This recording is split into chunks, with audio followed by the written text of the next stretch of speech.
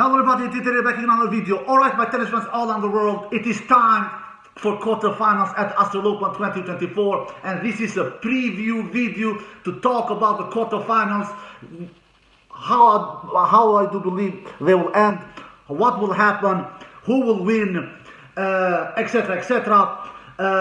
We had 128 players in the draw when this tournament started 10 days ago. Now 10 days ago, something like that. Now we have only 8 left men standing, my tennis friends all around the world.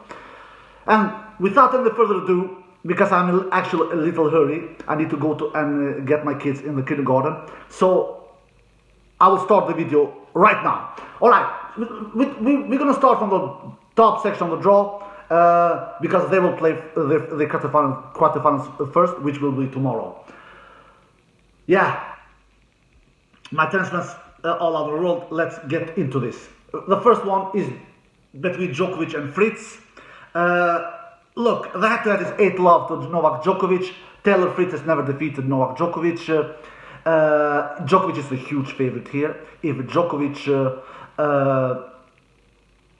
loses this one, it will be a big upset according to me. Let's be honest here. Fritz has never defeated him, and if Fritz defeats him in Novak's home garden, in Novak's living room, the 10th-time Australian Open champion, the 4th time defending champion, if you take out the 2022 edition where he was not allowed to play, but he has won the 4 last Australian Open editions, 2019, 2020, 2021, and 2023. Novak Djokovic, the world number 1, the 24-time Grand Slam champion, the most complete tennis player of all time. I believe he will defeat Taylor Fritz in 4 sets. I believe that Taylor might take 1 set, not more than so. I believe Taylor will do a much better job and much better match than he did last time they played each other, which was at the US Open last year, the quarterfinal, where Taylor Fritz only landed 55% for serve, only did 33 winners and 51 upper steroids, which is 18 more upper steroids than winners. I truly believe Taylor will do a better match than he did 4 or 5 months ago. He knows that he needs to do it. He needs to bring it. He said it after his Tsitsipas match, where he was really good. That was the best match I've ever seen Taylor Fritz play, at least in Grand Slam stages. He said that I have not brought my highest level the last couple of times that I faced him. Last time I brought a really high level against Djokovic was at the 2022 ATP Tour Finals in Turin, where he was actually serving for the second set, but didn't do the job and couldn't serve it out the second set against Djokovic. After that, he said, I've not played good against him, I've played really poorly. And he missed the matches in Cincinnati last year, and in the US Open last year as well, where he more or less got a beatdown from Djokovic. So he knows that. He cannot go into the quarterfinal match against Djokovic tomorrow and play flat, play with low percentage of first serve, do a lot of errors, and just give it to Novak. Give Novak a lot of presents. You cannot give Novak a lot of presents, because if you give Novak the finger, he will eat your entire body. So, and considering that, I believe he will do a better match than he did at the US Open last year, and the conditions maybe will suit him more here than they did at the US Open, because the courts are fast at the Australian Open, but the balls are a little heavy. At least the balls are not as lightning fast at the Australian Open 2024 like it was the case 1 year ago at the Australian Open 2023. So that might help Taylor Fritz as well. So I believe he take 1 set, but I believe Novak Djokovic defeat Taylor Fritz in 4 sets. Djokovic, not to say so much about him. He had some troubles in the first 2 matches where he didn't play good tennis, at least not great tennis. He was solid, not more than so, in his first 2 matches. After that, he has been smoothing. He has been razor sharp. Won in his third round match in straight sets, and won in his 4-round match in straight sets as well. But to be quite honest, I need to say some words. Those opponents, actually in the 3rd round, Mannarino in the 4th round, they are pushers. Novak will not face a pusher now in the quarterfinals. Novak, you need to attack Novak. You need to hit the ball with address. You need to do something with the ball to have a chance against Novak. You need to play close to the baseline. You need to hit big, and Taylor Fritz is that guy. So I believe that Taylor Fritz will give Novak Djokovic a much more trouble than Echeverry and Mannarino did in the third and the fourth round. That's for sure. So, but in the end, I believe Novak will be too solid, too consistent, too sharp, and will win that quarterfinal match in 4 sets. All right, let's go to the second quarterfinal match of Tuesday, which is between, I don't know if I said, 8-Love is the head-to-head in Novak's favor against Fritz. The second quarterfinal match between Sinner and Rublev. Sinner leads the head-to-head 4-2. Sinner who is, by the way, the only player that is left in the draw out of these 8 who has not dropped one single set in his 4 matches. So Sinner is coming into this match against Rublev in really, really great form with high confidence. He leads the head-to-head 4-2 against Rublev. He has won the last 2 matches that he has played against Rublev. Rublev is playing his 10th quarterfinal match in Grand Slam, so he's never been beyond this level. So will it be 10th time lucky for Andrei Rublev? I don't think so. I think that Sinner is just, since US Open, since Sinner lost that epic 5-set battle against Sasha Zverev last year, US Open 2023, he has just been a completely different player. He's hitting the ball with more cleaner. He has always had power, Sinner, both from forehand and backhand, but he's hitting the ball with consistency. He is hitting the ball with more accuracy. He's not doing as many enfusteros like he did before the US Open 2023. He's serving bigger, and he's also coming really clutch when he has breakpoint opportunity. When he has breakpoints against him, he's saving majority of his breakpoints. And when he has breakpoints to break his opponent's serve, he's really, really clutch. He converts majority of his breakpoint opportunities that he has to break his opponent's serve. So he's shown really clutchness as well. So I just can't go against Sinner in this matchup. All credit to Rublev, who came through who almost lost actually in the first round. Really had a 5-set epic battle.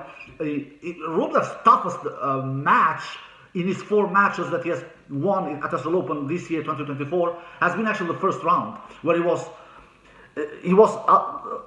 down in that 5th set super tiebreaker. He was down. I don't remember exactly how much down he was, but he was at least down in that super tiebreaker in that first round in the 5th set.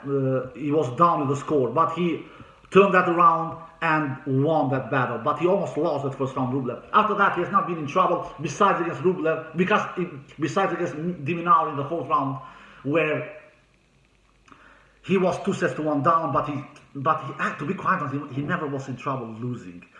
He won that 4th set against de Minaur 6-2, if I'm not mistaken, 6-2 or 6-3, something like that. And then in the 5th set, he bageled de Minaur 6-love. He never was in trouble in losing against de Minaur. But I think Rublev's journey ends here against Sinner. I believe that Sinner will be too consistent for Rublev to handle. He will hit the ball too big. Rublev hits the ball big as well. So I really feel sorry for the tennis ball tomorrow. They will both crush the ball, both Sinner and Rublev. But I just feel that Sinner has a better backhand than Rublev. I believe Sinner has also better returns than Rublev. I just think that Sinner is just more consistent than Rublev, is stronger mentally than Rublev, is more clutch than Rublev, and Rublev knows he has not been beyond this stage in the Grand Slams. He has been here 10 times, 9 times in the past. He has never gone past. So I think that he can also be a little nervous. He knows that I've played so many quarterfinals in my career in Grand Slams. I've never won one. Will it be the first time he wins the quarterfinal match in Grand Slams under Rublev? No, I don't think so. I think that Jannik Sinner will defeat Andrei Rublev in straight sets. I will say straight sets. Let's see if I will be right or if I will be wrong. All right, that was the Tuesday's quarterfinal matches. Now we have the Wednesday's quarterfinal matches. Daniil Medvedev versus Hubi Hurkacz. Hubi Hurkacz leads the head-to-head 3-2.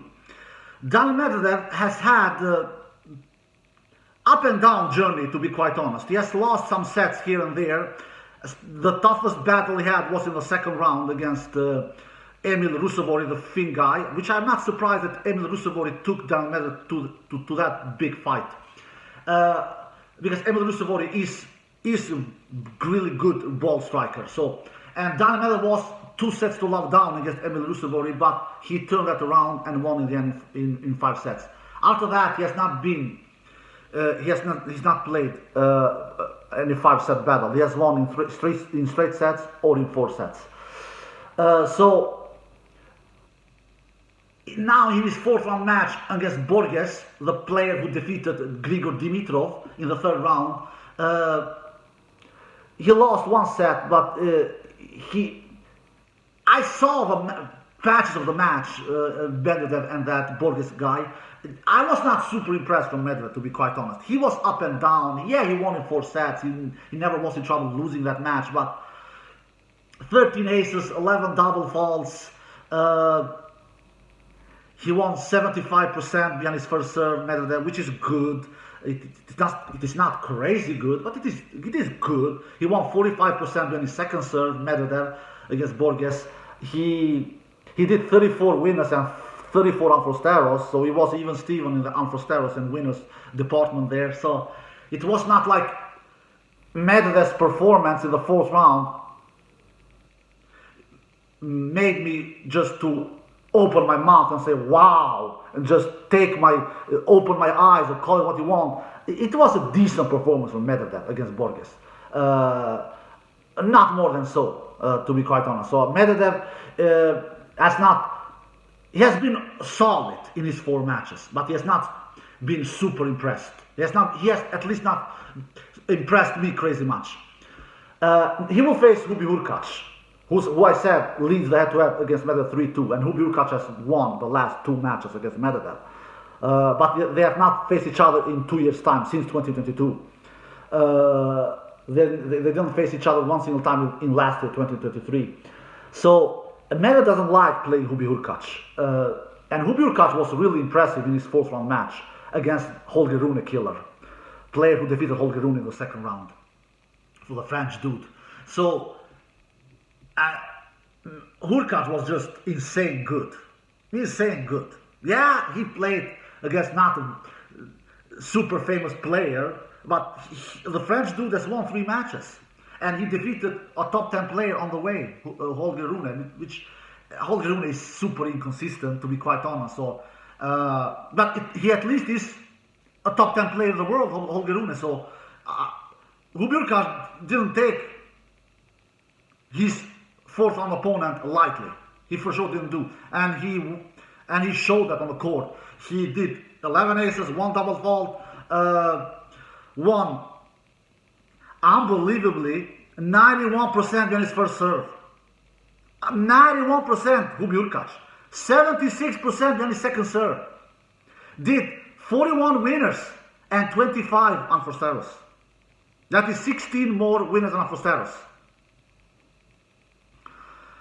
That is impressive stuff. That is impressive stuff, my tennis friends all around the world. Especially considering that his opponent didn't play bad. His opponent did also 41 winners and 28 Anfrosteros.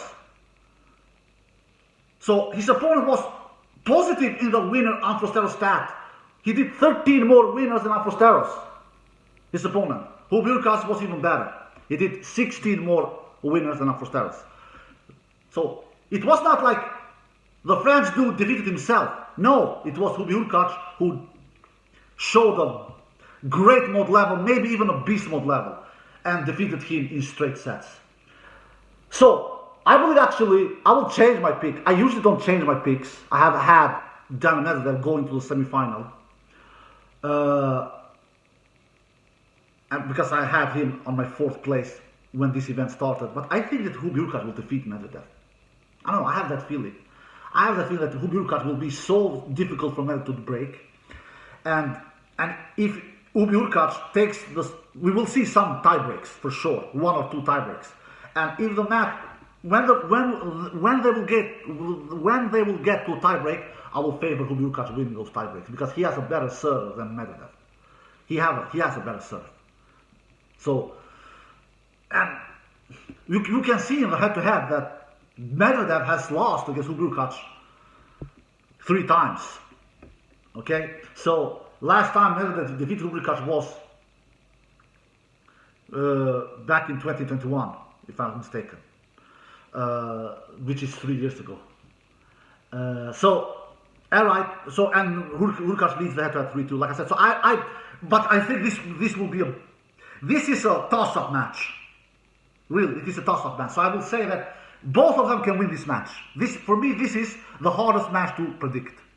So I say Hubert Hurkacz will win this one in 5 sets. All right. Then we have the last quarterfinal, and it is no other than the world number 2, the 20 years old super talented player from Spain, Carlos Alcaraz, against Alexander Sasha Zverev. Sasha Zverev leads the head-to-head 4-3, but threw that out of the window. Sasha Zverev has won 4 matches, 2 of them has been 5 sets. He played 5 sets in the second round, which he almost lost, and he also played 5 sets in the 4th round against Cam Norrie. Carlos Alcaraz has lost only 1 set in his 4 matches, which was against Sonego in the second round. And Carlos Alcaraz, his 4th round match against Kecmanovic, my God, what a performance! What a performance! What a firepower! What kind of athleticism! What kind of a powerful tennis! What kind of a movement! What kind of a hitting! I've said this before, and it's worth saying it again. I've never seen a 20 years old tennis player being this good. I really have never seen it. If you go back in time, he's so consistent. Last year he didn't play Australian Open due to injury. At French Open he went to the semi-final, lost to Djokovic. No shame in losing to Djokovic, for God's sakes. We all know who Djokovic is, the greatest tennis player of all time. Then Wimbledon, he won Wimbledon last year in his 3rd ever edition. Defeated Djokovic on center court. Djokovic was not lost on center court at Wimbledon in 10 years' time. In US Open, he went to semi-final. Lost to, according to Medvedev, one of Medvedev's best performances ever in his career. So, he goes deep in every single Grand Slam, Carlos Alcaraz. How many 20 years old do you remember did that? Not even Federer did that when he was 20. Not even Djokovic did that when he was 20. Not even Rafael Nadal did that when he was 20. When Nadal was 20, he went deep mostly at French Open and Wimbledon, I should say. And Wimbledon, he went deep because he played Wimbledon final pretty young in his career, pretty young, Nadal. So Carlos Alcaraz, despite being this young, super consistent, super deadly. I was so impressed. Who of these 8 players that are left in the draw, who has impressed me the most? It is Sinner, who has not dropped 1 single set, and then it is Carlos Alcaraz. And third, it is Djokovic. And these 3 are my top 3 favorites to win the title. I will be shocked if Carlos Alcaraz, if Djokovic, Sinner, or Alcaraz, if not one of these 3 wins the Australian Open. I will be shocked. Carlos Alcaraz, 43 winners against Kecmanovic. 19 Amphosteros only.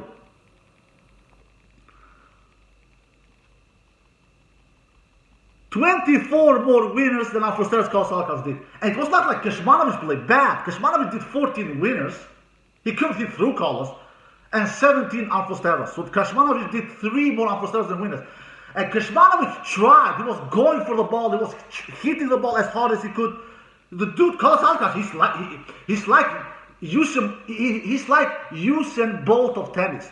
He's a speed demon. It is so difficult hitting through him. He's a speed demon. He has defensive skills. He has offensive skills. He has net game. He has drop shots. He has returns. The only department that is not superior in Carlos' game, it is his serve. That is the only thing that I can feel he can be vulnerable in his serve. He's not top 3 best servers in the world. He's not. But he was serving really good against Kecmanovic as well. He didn't drop his serve one single time. Kecmanovic didn't even see one single breakpoint opportunity in Carlos' serve. And Carlos actually hit only 5 aces in the match against Kecmanovic. Only 5 aces and 0 double faults. So, out of 43 winners that Carlos did, 38 winners came off the ground. 38. And only 5 came with his serve. So, my God, what kind of a shot-making performance from Carlos Alcaraz. Kecmanovic, he just looked. He tried the first 2 sets. He hanged with Carlos Alcaraz. The first 2 sets was not like Kecmanovic was outplayed. It was 6-4, 6-4. But my God, in the 3rd set, Carlos Alcaraz, he just said to himself, you know what, Kecmanovic, enough is enough. I'm pushing the bagel button. I'm pushing that bagel button. Bam! I'm pushing it. I'm giving you a bagel. Here you have it.